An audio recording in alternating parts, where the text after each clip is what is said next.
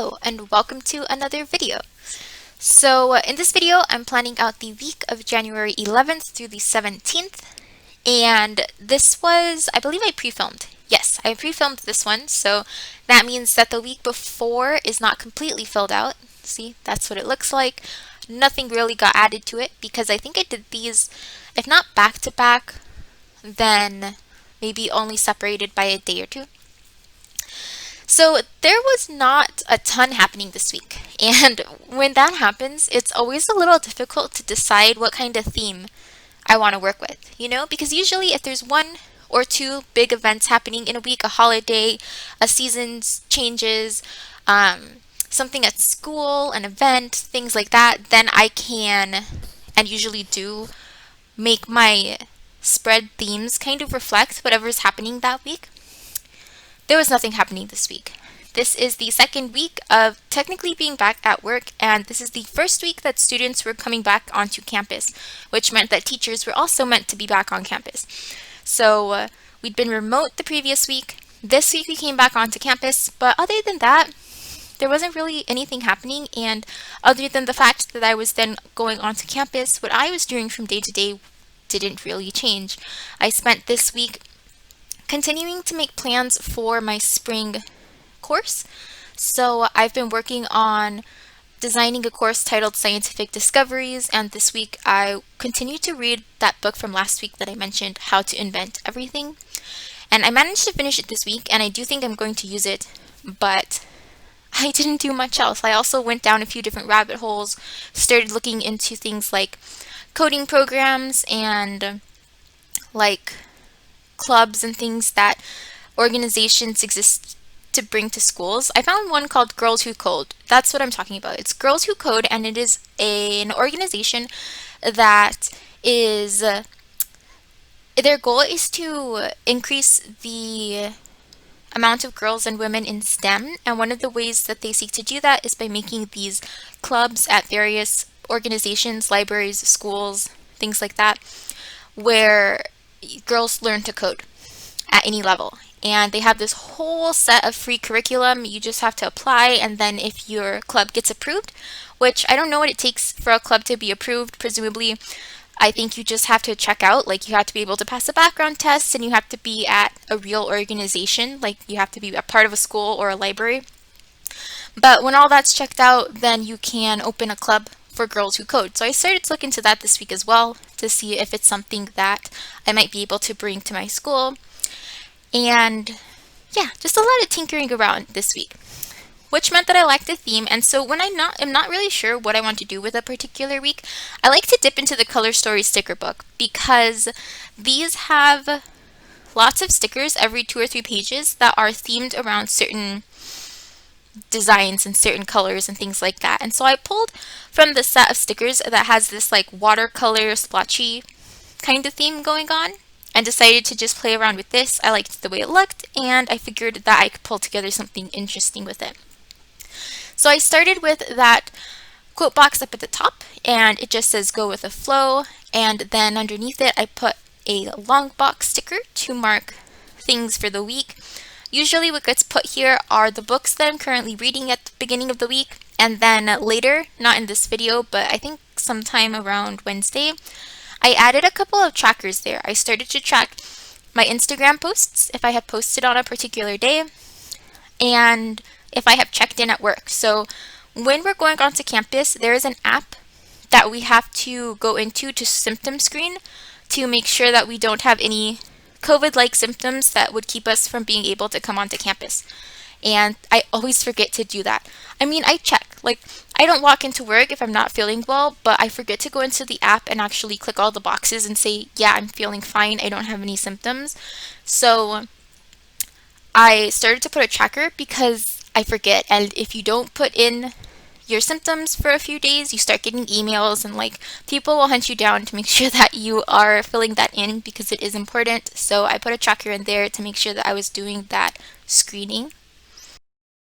Most of the Color Story themes have these hexagon little stickers, and I like them. They're like They're differently shaped, so they're interesting, they're visually interesting, but they are also just big enough that they are still usable. I can still write in them. So when I'm using a color story set, I like to use these to mark YouTube videos. So I marked my weekly plan with me on Monday, a Power Sheets 2020 review video on Wednesday, did not go up. I haven't even filmed it yet. And then on Friday, my December Fairy unboxing, also a video that has not gone up yet. Basically this week I did not edit a single thing, and so I got really behind on my YouTube uploads. This video, this voiceover right now, I'm doing it the day that this video goes up, which I almost never do. So that lets you know how behind I am, but hopefully I can get back into my routine. Also in the color story kind of coordinated sheets, there were these little blue strips, and I liked these because they were on clear paper, which meant that once I put them down, the blue watercolor really blended into the page very well. And so I really liked that effect and decided that I wanted to put it all the way across through the middle of my spread, and that turned out quite nicely. I was happy with how that worked, and I had like just a little bit extra that I just put back onto the sheet. At some point or other down in the bottom left, I did add an extra sticker since there was a little bit of extra space on my sidebar, and that sticker just says work hard and be nice. Alright, so in addition to there not being a really big event this week, there was nothing happening. I think I had one meeting. Just one. So it was, there's not a lot that I add on to here. I did try to leave myself a lot of white space because I wanted to have lots of space to write things in as the week went on, because I did anticipate lots of things coming up just because I was back at work. And so usually, even if there's nothing happening at the beginning of the week that I know about, small to-dos and things always pop up. For example, on Tuesday, my car's check engine light came on, and I was like, seriously? Why? Why would you do this to me? Okay, so if you have not followed my videos for a while, my car and I have really been on a journey. My car is a 2006 Subaru Forester. I bought it a little over a year ago now, January 5th, 2020. So it's been a hair over a year. I bought it used. It's getting up there in age, and so even though when I bought it, it like seemed perfectly fine, since then a couple of things have cropped up. First, I had a hard time getting it inspected because it had a couple of, something was wrong with the fuel, something or other. Anyway, I had to pay like a few $100s to get that fixed in order for it to pass inspection. And then once I got that fixed, somehow or other, a crack appeared in the windshield that I also had to get replaced before it could pass inspection. Then I moved to a new state in a new county that actually doesn't require me to pass inspection. And I mean, it's good that my car is not about to explode, but at the same time, there was this urgency when I was living in New Hampshire because I could not drive my car legally until I got those things fixed. Whereas here, where I am right now, the inspection doesn't have to happen, so even if something's wrong with my car, I have some time to like fix it. So that happened, and then when I moved, my boyfriend and I drove across the country in a U-Haul, and we towed our car behind us.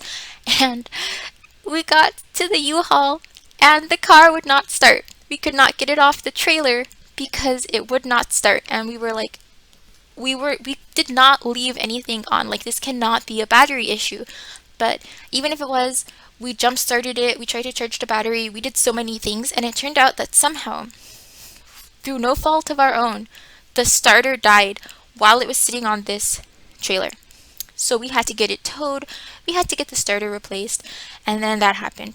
Then we learned later that more check engine lights came on because it has a weird oil situation. It's leaking oil or burning oil or something, and until we really dive deep into why that's happening, we have to monitor the oil level very carefully, because if it gets too low and we don't top it off, then we can wreck the engine. So that's all happening. But then on Tuesday, the engine light came on again, and when we went to an AutoZone to get the codes checked, there's this like little fancy machine they plug into your car, and it like spits out what is causing the check engine light to come on. We have spark plugs and some other kind of coil, like those pieces are broken. And the cheapest and easiest fix is to first replace all the spark plugs. So we have to do that. We ordered them online, and that happened on Tuesday. And it was just a saga because I don't think my car has been fully functioning for longer than like a month at a time. Which isn't surprising. Like, we bought a used car, we bought it really cheap. I wasn't expecting it to run perfectly forever, but it's just frustrating.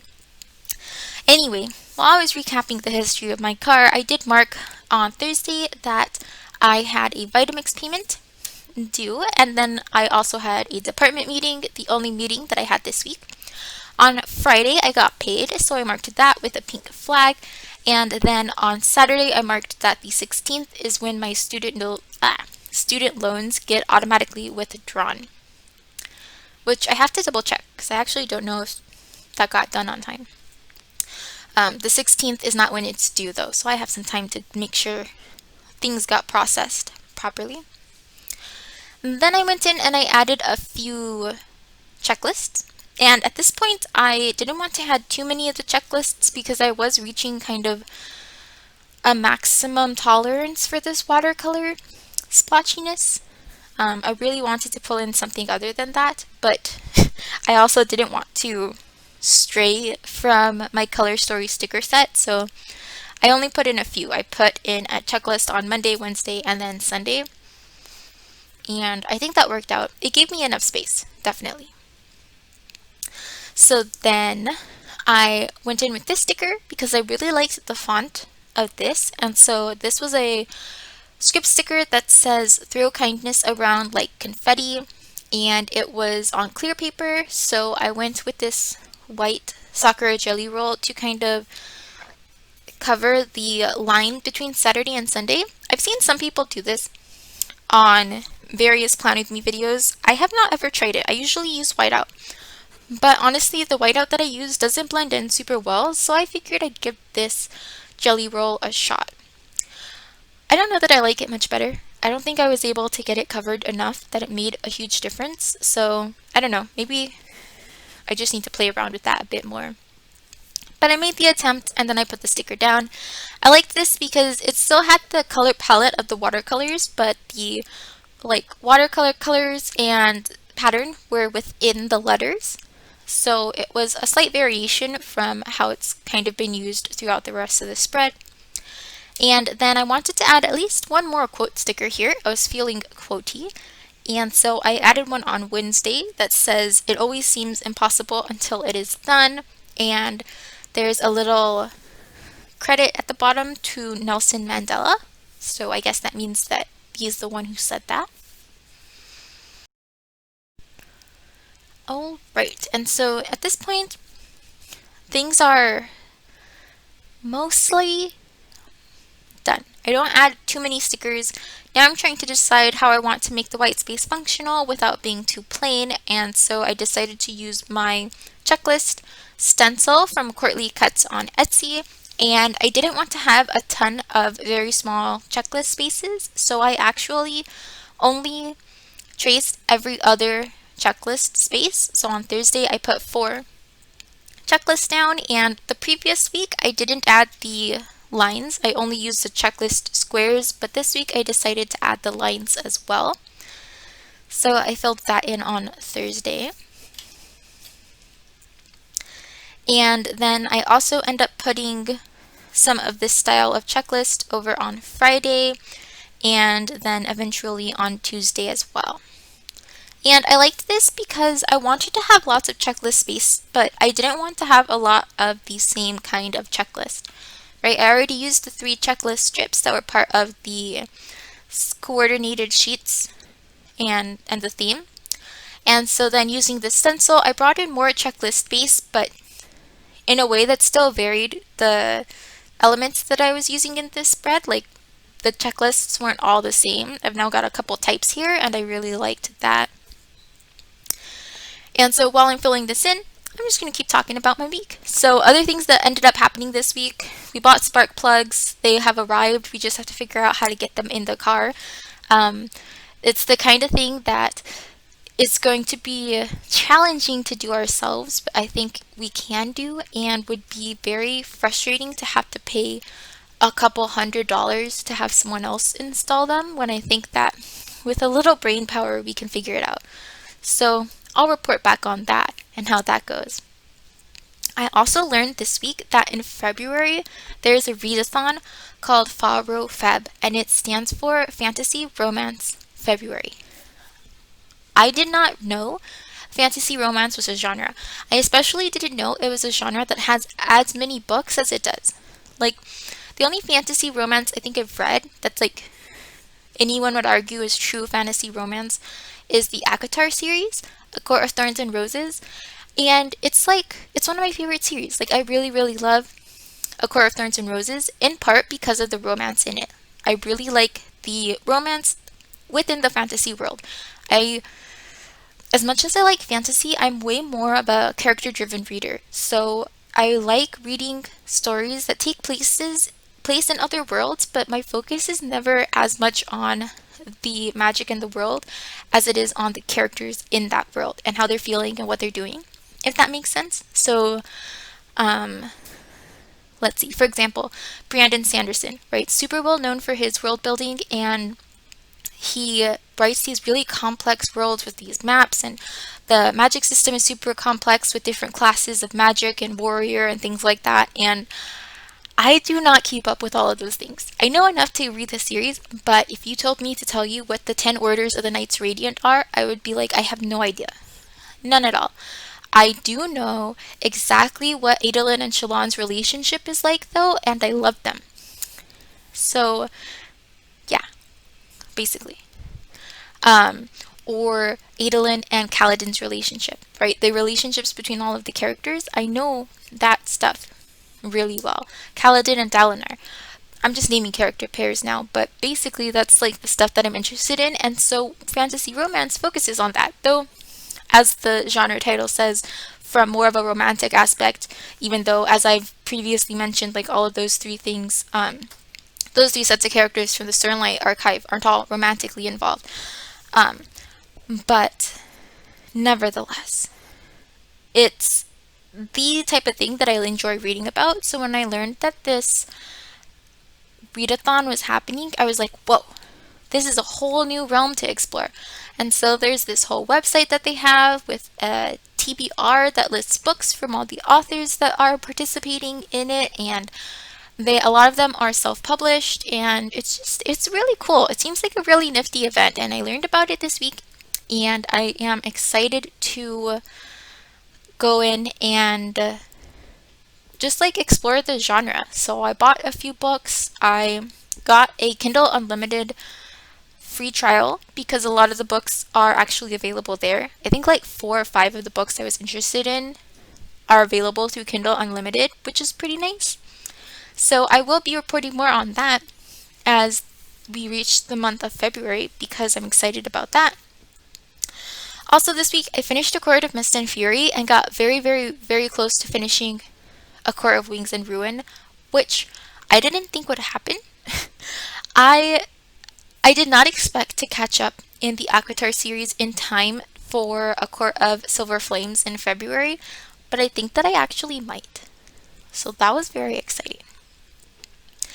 At this point in my spread, I have basically used all that I wanted to use from the watercolor themed sheets, and I was trying to decide what I wanted to add. Like, I wanted a few more stickers, but I didn't want them to have this pattern, but I wanted them to match. And so I ultimately pulled a few black boxes from the Colored Boxes sticker book because they matched. There were some black elements in the watercolor sheets, like the Today on Saturday, but they were super neutral, right? They were just black, and I didn't have to find colors that matched up, the right kind of blue, the right kind of purple.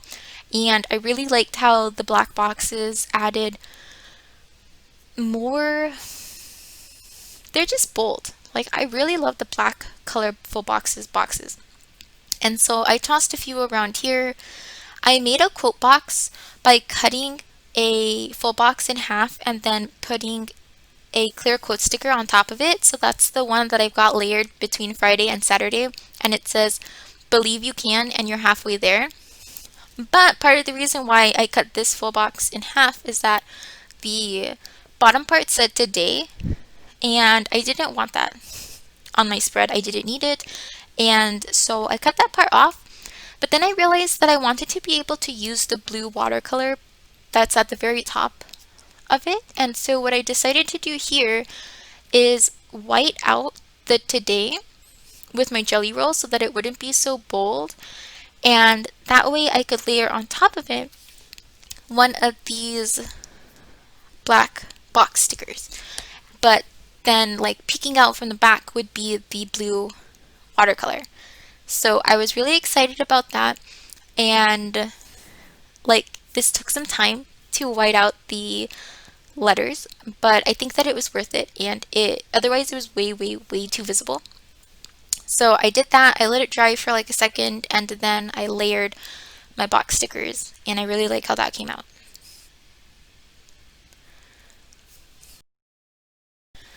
This video is also another experiment in voiceovers without time lapses. Alright, so everything that I'm doing on screen is in real time, and I'm just kind of rambling on top of it. So yeah, let me know what you think. I don't know how I feel about it. I think it works out for the times when I have actually lived the week after, like I'm doing my voiceover after the week has passed. If I am prepping videos ahead of time, that doesn't always happen, and so it's harder for me to have stories and things to talk about throughout the week because the week hasn't happened yet, and I'm limited to the stuff that I did on my spreads. But when I do the voiceover after the week has happened, I have way more to add. You know, like I can tell you about the check engine light on Tuesday and learning about fantasy romance February on Thursday and things like that. So I don't know. I'm still undecided. I like playing around with my Plan With Me styles though, so I'm not rushing to pick a style and stick with it. I'm going to do this style for the next video or two, and then who knows what will happen next. But I think that I've basically finished this spread. So at this point, I'm going to put my pages back onto the discs. And once that's all said and done, we will be finished. So if you have made it this far, thank you so much for watching, and I hope to see you next time. Bye!